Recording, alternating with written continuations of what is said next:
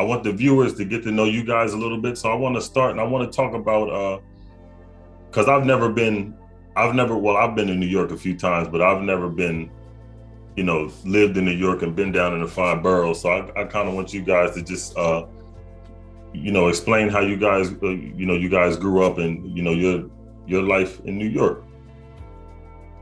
New York is it's one of those places you develop those street instincts, whether you're a street kid or not. Right. It's when they really say you can make it there, you can make it anywhere. Yeah. It's so competitive and so diverse. Yeah, diverse. You deal with different personalities.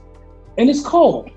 In the wintertime, it's super cold. So that's why everybody run to the south. But I love it. We just actually moved to Jersey though. Yeah. Okay. We actually moved to Jersey, but but it's still, to people down south, it's all the same. Jersey, New York, Pennsylvania, it's all the same. Yeah. Brooklyn, and it's, for me, it's Brooklyn. She's repping Harlem or left, right? What are you doing? Whatever. I don't know. She switches up. On us. Whatever. I'm Brooklyn. Okay, cool. Now I want to start the conversation. I want to start with your fundraiser, the Don't Forget Me. I want to start with you, Miss Simone, and talk about that a little bit. So Don't Forget Me it's an organization that I set up. I decided to do it because I was a teen mom. So the organization is for teen moms. It's to support teen moms through different things like, Dress for Success workshops and give backs and giveaways and scholarship programs. And it was really designed to, make sure that the teen moms aren't forgotten, because normally they are. Mm-hmm. And it kind of helps set them up to be, important. And since I was a teen mom myself, I had my son at 16 years old. Mm-hmm. On top of that, I was in foster care. So I kind of had the, a pretty good, spectrum of what a teen mom goes through, from just being a teen mom in general, and then all the not consequences, but all of the obstacles that you have to face. Right. And so, that's why I wanted to start it, because I wanted to kind of help girls like me. Okay. Now, what have you learned in this process? What have you learned about yourself and with helping these young women? Oh my gosh. Well, first of all, I learned that just being consistent, just being consistent in their lives and doing, these things consistently really helps. Just doing it once in a blue moon or whatever wasn't really hitting. And so when we started doing things like consistently, like workshops in Covenant House and, things like that, it was like, okay, consistency is key. And that actually does work. Mm-hmm. What, now for you, Drayton, you being a part of this, how has seeing, all of these young women, how would you, from a male's perspective, how do you feel men can help in that aspect? Being present. Being present, being around our just our presence is real strong, because sometimes women and single moms, they feel alone. Mm-hmm. They feel alone, and then it creates resentment. The kid, sometimes resentment towards the kid, and and even with us, like we have 2 kids from previous relationships. Okay. And then we have 2 kids together. Right. It's a total difference with the confidence that our younger kids, the kids that we have together, it's a total different sense of confidence and self-worth that they have. So, seeing her go through these things with these young ladies is, it let me know that, we got to get these guys involved. Mm-hmm. And she's so dope about it. She's being like real humble, but I've seen her, we document a lot of stuff, but the stuff that people don't see is the times she's up in the middle of the night or delivering Pampers to these people or to these ladies, or talking someone off the ledge from thinking, you know what, I don't know if I want to be here. So if a male present was involved, maybe they don't even have to call her. Right. You know, so we got to be involved. So. Now, that leads me to this question: How do you think parents cause an environment of negativity during children, with children in the before and after the pregnancy of a teen mother? I think, well, when you're pregnant, you are supposed to be, I don't want to say zen, but you're supposed to be as stress-free as possible. Peaceful, yeah. If you are right, so that your baby is peaceful. But, when there's conflict, right, in the relationship or with the child's father, it creates a real burden on the mother. So now you have to worry about, especially being a teen mom, you have to worry about, okay, well, how am I going to take care of this baby? You chose to continue with the pregnancy for whatever reason, but now it's like, okay, what happens from here? So when you don't have that support from the father, it can really create problems for the woman. And then, while she's, pregnant, it'll create that, the baby comes out with stress and stuff like that, because those things affect you, right? And they affect the baby no matter what you go through. And then afterwards, it's even worse, because now the kid has to see the mother struggle. They see the interaction or non-interaction, having to explain why the father isn't there, or why don't you have a father? I had to do that with my son before, I met him, to explain, well, how come everybody else's dad is here and mine isn't, or just that whole, kids as a whole, they pick up on your mood, your attitude. If you're angry, they're stressed. If you're happy, they're in good spirits. So if you're, unhappy during your pregnancy and now the baby's here and then you're continuously unhappy, it just shows the child that, it can show them that this is life, right? Or, what's so good about it? And it just gives them that not self-confidence, but it does the exact opposite. It, lowers their confidence in themselves and, in relationships, period. And then there's also situations where, like, the guys may want to be around, where the female just may be upset that the guy doesn't want to be with her anymore. And, some, not all, right. But some may, if we're not together, I'm just taking child support and, Yeah. And what I can say about today's fathers, they're way more present than yesterday's fathers. Wow. My generation fathers. Yeah. And nobody really talks about it. So I want to bring these guys out. When you go to the park, or even I go to school for PTA meeting or whatever, the guys are there. They're there. So we want to change that narrative as well. But we want to also, on our side, and just get the communication going, so at least they can talk. They can start talking, and that opens up a whole new world. Because kids pick up when you're not together. When you're not on the same page, they pick up on that, and they know how to play.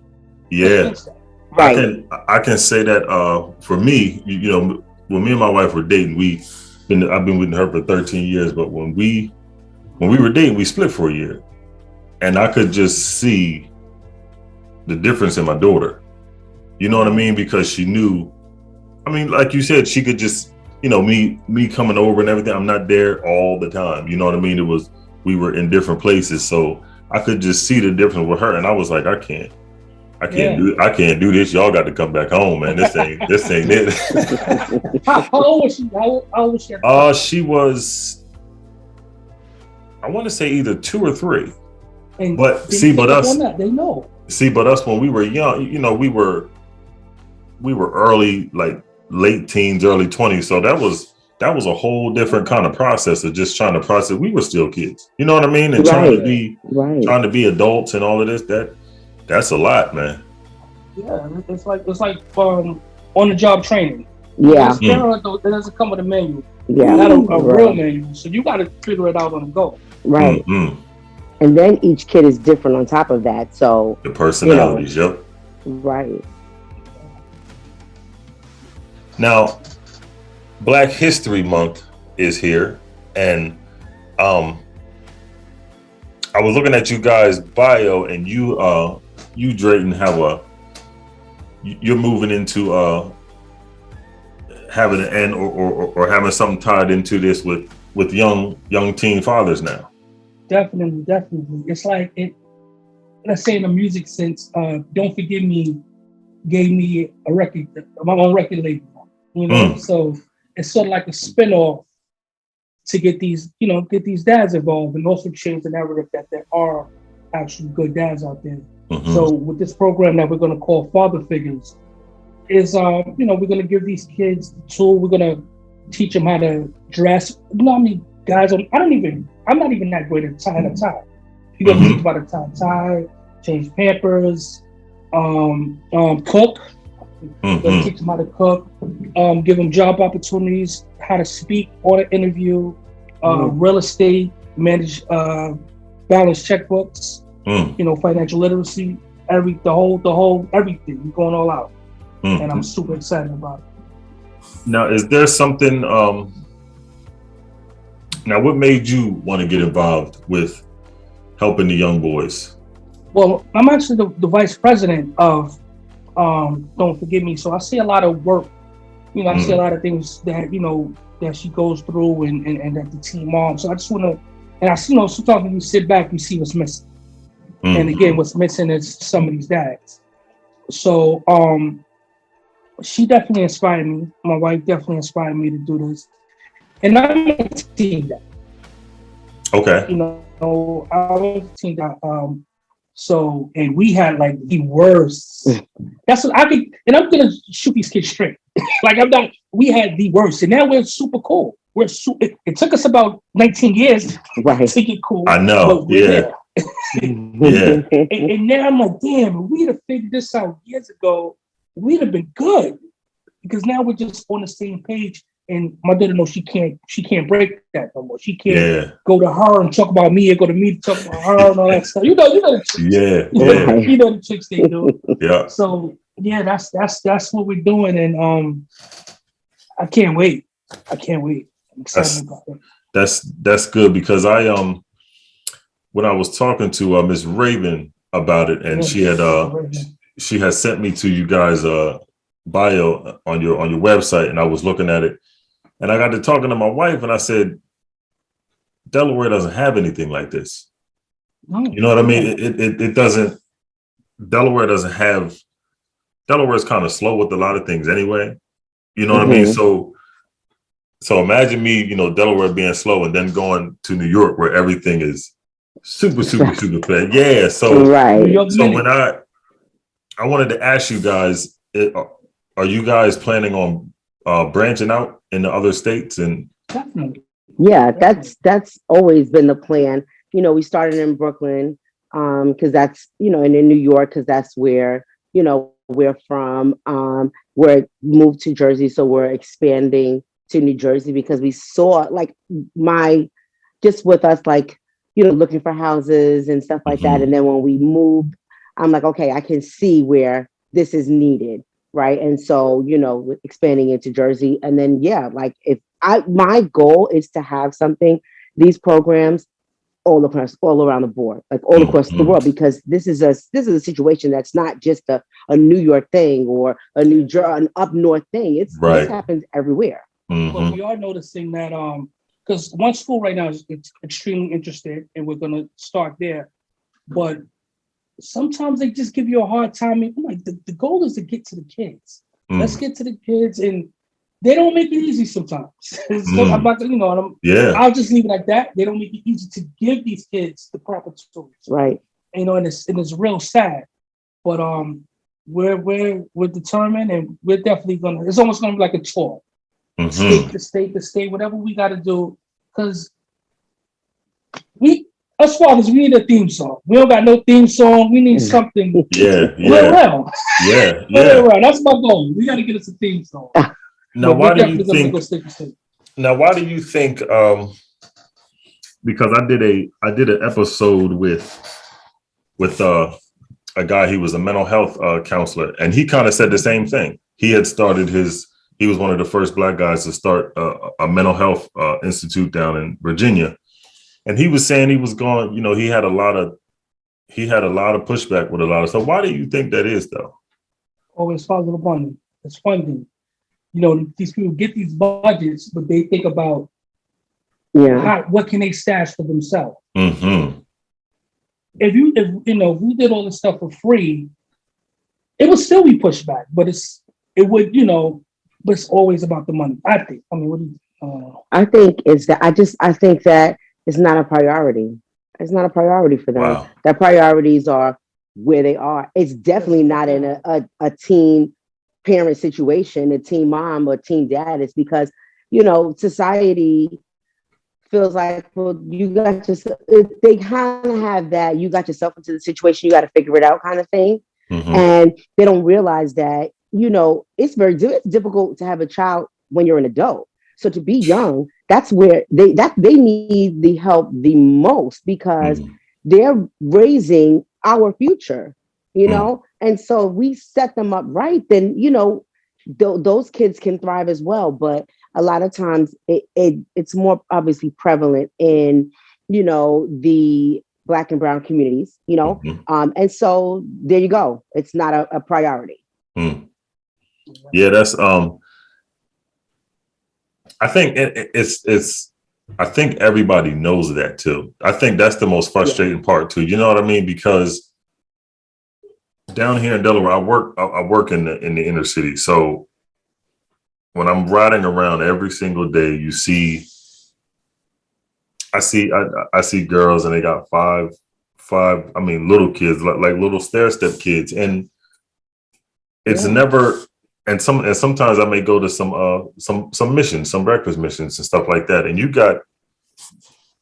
it's more kids than adults, but nobody acts like nothing's wrong. Yeah. It's just what it is. It's just, they put a label on them and they just push them on. Exactly. Yeah. They're too busy passing judgment. Yeah. They're a statistic at that point. So, you know, but don't forget me, the motto is always, and it's, it should be across the board, from statistics to success, because as soon as you become pregnant, you know, as a teen, period, mom, dad, you're a statistic. You're destined to fail. Society kind of writes you off. Don't have multiple kids, because if you have multiple kids, now you're really like, the more and more kids you have as you're young, the deeper in the hole you are, you know. And they expect you to be on welfare. They expect you to not amount to anything, to continue the cycle, you know. And that's just simply not the case, right? And so we want to make sure that that's not the case. You know, and make sure that these teen mom and dads become successful, because we were able to do it. So if we can do it, then we know that they can do it as well. Right. Let me give an example, like with the whole Spanish thing. You want to get into that, or like okay, one of the schools that we're looking into, they want us to bring in like a translator, someone that can speak Spanish. Okay. But that school, she doesn't have a translator in school. So she's making her way through, she's navigating fine that way. Okay. But they want us to go do something, pay a translator to come in, but they want it to come out of our pockets.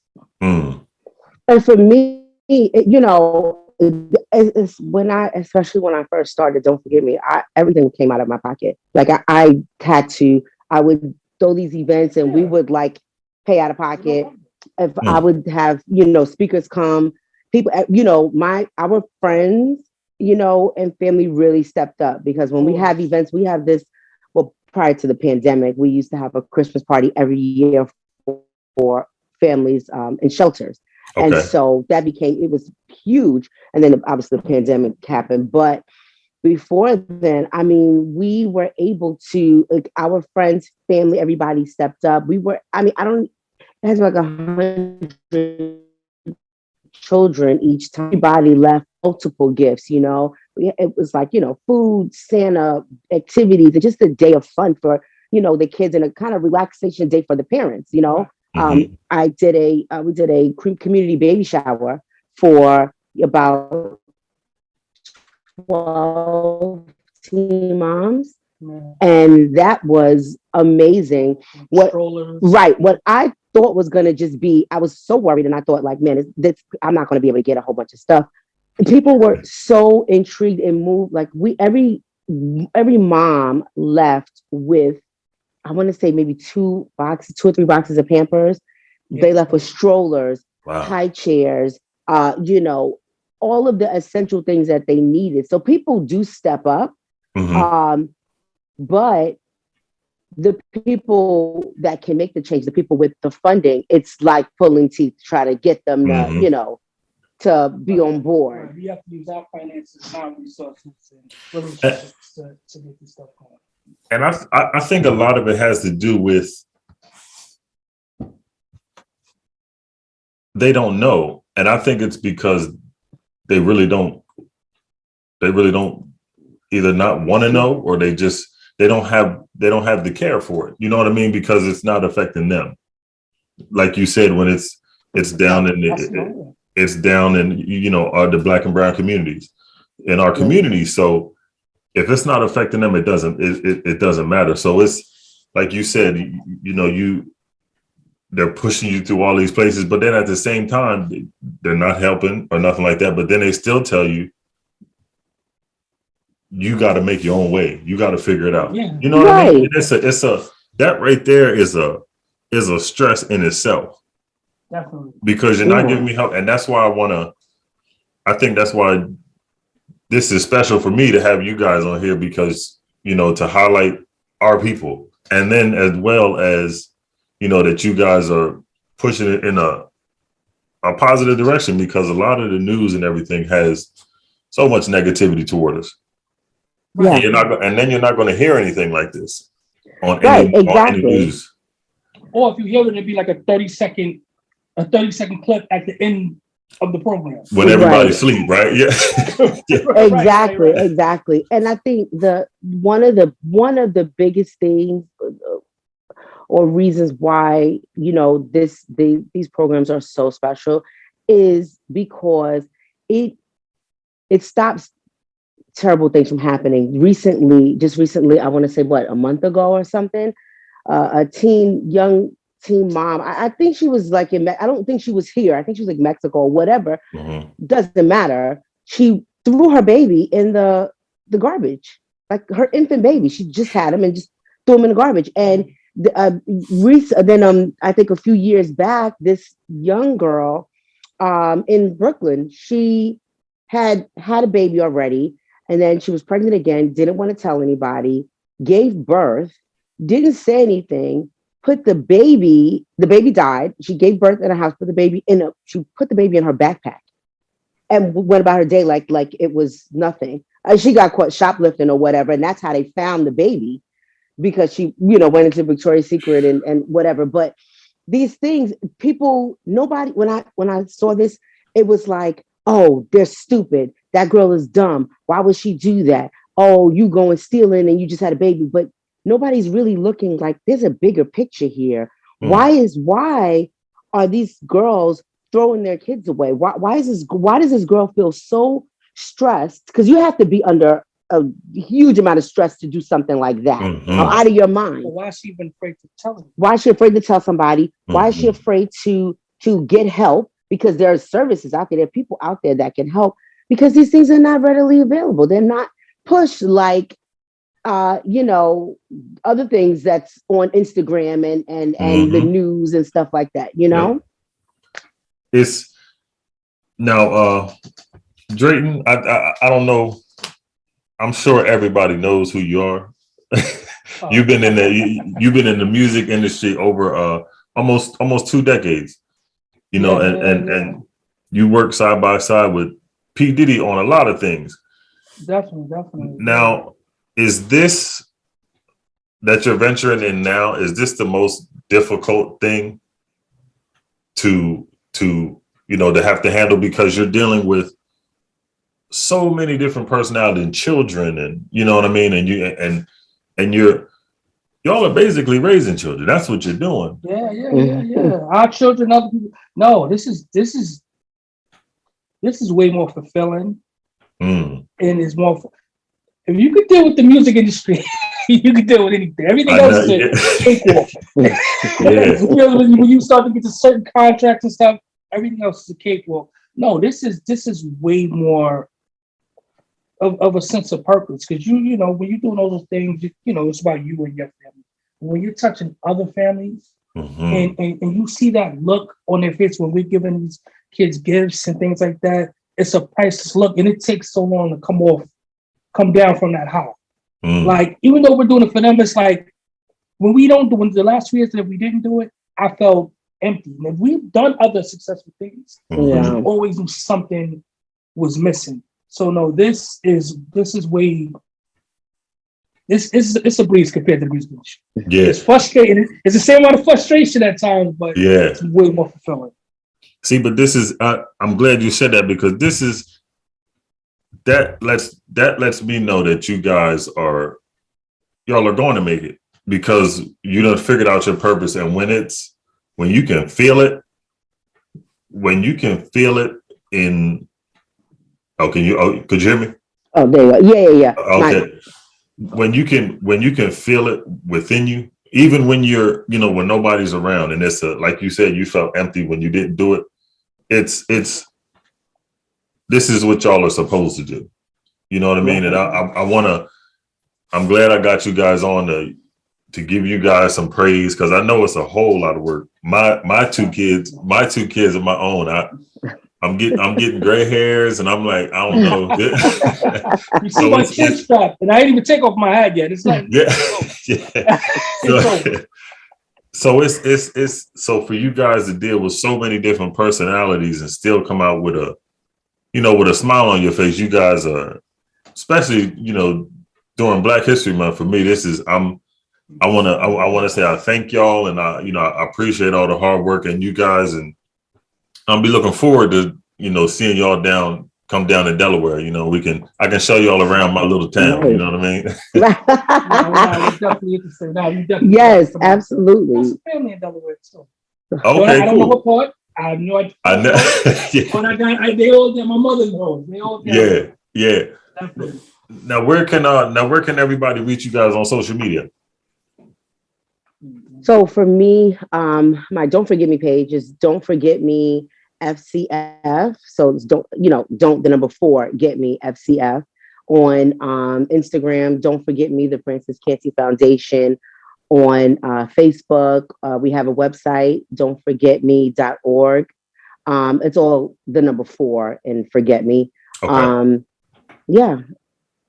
Oh, and then my personal Instagram is the Simone Goss. Okay. So my personal is Big Shot MoRock, MoRock. And when you go up there, all the other businesses and nonprofits, all that stuff is up there. So you'll be able to find everything right there. Big Shot MoRock. Okay. Now before I forget, y'all got a podcast of your own, right? Yeah. I started off doing the podcast thing. Now I own like a network. Me and my boy Paro, we went out invested in the studio and a bunch of equipment, and we provide platforms for different podcasts. They come out, they record the show with us, we distribute it, things like that. If you wasn't in Delaware, I would be recruiting you. I would be recruiting you too. I appreciate you, man. Definitely. I was looking at some of your work too. I like it. But Thank you. We do that. She has a show on the platform. We Say What They Can. We Say What They Can radio. Her show is What They Don't Tell You. So that's a podcast about marriage and all the things that no one tells you before you say I do. And so we just have like real open and honest discussions about marriage and educational things about marriage to kind of like I said, educate, people that maybe are thinking about getting married, or just putting people on that are already married, sharing stories and things like that, which can, help somebody that may be going through the same thing later on and things like that. So not trying to discourage anyone, but just make sure you think about the whole picture. Right. And just what are you supposed to, right. Like what to expect? Because people don't know. You think that, when you get married, it's like, oh my God, everything's going to be perfect. Marriage is going to solve everything. And it doesn't. it kind of can make things worse at times, you know. So it's just the highs and lows and joys and stressors of marriage. I think everybody gets hung up on the wedding part. Yeah, I always say that. Everybody focus on the wedding, but not the marriage. Yeah, and half the time, most of the people don't even know each other. So by the time they get married, it's over. Right. Man. Yeah, we've been together almost 20 years, married for 9 this year. Yeah, I'm still finding out things. Mm-hmm. Still finding out things about it. Yeah, good and bad. Yeah. Finding out things about it. Yeah, so it's. But like you said, I think that's the key thing. You hear this word commitment. But what do you realize? Are you up for what you're about to commit to? Right. So it's definitely some of the laws. Like I found out things this weekend alone about different laws. If you're married 10 years, how laws change, because nobody even likes to talk about the breakup. Nobody likes to talk about the business part of it. Right. It's an uncomfortable conversation. But on our show, we like to have those uncomfortable conversations. Yeah, because most people, when you get married, the main thing, when we got married, the main advice that I got was, keep God first, which I believe that is key. Yeah. That is Bible. But then it's keep people out your business, right? What goes on in your house stays in your house. And that is good. Right. It's good to an extent, right? But then you're gonna have those days where you don't know, you guys are arguing about something, or you're not connecting on something, and you don't know how to fix it. And you're like, well, who do you tell? And so you don't want to really talk to your family because you're supposed to keep it to yourself. But how are you supposed to learn? How are you supposed to navigate through that? So people break up because they don't know how to navigate through things. And the key thing is, who are you seeking advice from? Right. If you're going through something and you're seeking advice from someone that's not in a good space in their life, how can they give you something positive? Yep. That's the truth. And sometimes when you're in an argument, in a marriage, sometimes you don't even know why you mad. You know what I'm saying? And you forget how it started. And then you walking away, and it's like, man, I'm sitting over here hollering and arguing. I don't even know why the hell I'm mad, man. I'm I'm hollering because you hollering. You know what I'm saying? It's just, it's crazy. But you have to learn. You have to learn in the person that you're with. That's and to communicate, because that's the only way it's gonna work. Right. So if we can tell our story, or people come on and share their stories, somebody's going to go through, because you're never going to be the only person that goes through something, right? Somebody else is going to come right behind you and go through the same thing. And sometimes what you go through isn't really for you, but it's to help other people. So that's where the sharing comes in at. It's a safe space where you can kind of say, listen, this is what we went through, and this is how we overcame it, or not. And that kind of gives, some guidance to somebody else that is maybe going through it at the time, so. Yeah. So our format is basically she'll have different couples up there, and then whatever the topic is, she'll try to have someone that's a professional, somebody that's let's say a divorce lawyer. Okay. Right. Somebody who's good in that field. Okay. Try to be the voice of reason. Well, she had one dope episode. Nobody talks about if someone gets locked up. She had a bunch of people that was dealing with their spouse or going to jail. One was even the guy held it down while the female was locked up. But you never hear about that. You know that you don't see that. But it was such a good episode because people just don't know. You don't who talks again, because who talks about that? Nobody talks about what happens, and somebody goes to jail. It's like, oh well, that's your business or whatever, and so that was a really good episode. I don't know, soon. Can't do it. That's another story. There might be another argument in there. Now I appreciate y'all for taking the time. I'm definitely, when I get off of here, I'm gonna go, and I'm going to jump on y'all's both of y'all's podcast because they both sound dope. I appreciate y'all for taking the time out to Thank talk with you. me. I appreciate y'all. Thank you, and y'all Thank keep you up the so good work. much. New York. You're on YouTube, baby.